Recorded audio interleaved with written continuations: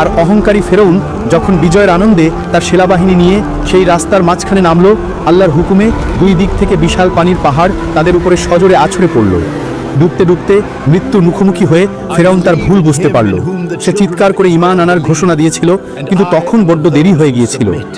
মৃত্যুর ফেরেশতাকে দেখার পর ঈমান আর কবুল হয় না।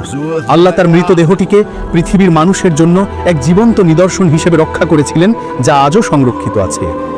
এই মহাকাব্যিক কাহিনী আমাদের শিক্ষা দেয়, অহংকার আর ক্ষমতার দম্ভ মানুষকে অনিবার্য ধ্বংসের দিকেই ঠেলে দেয়।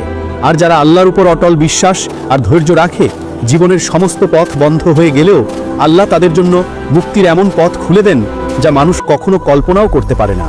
নিশ্চয়ই আল্লাহ সর্বশক্তিমান এবং সত্যের বিজয় অবশ্যম্ভাবী। আমার ভিডিওটা ভালো লাগলে লাইক, সাবস্ক্রাইব আর কমেন্ট করতে ভুলবেন না।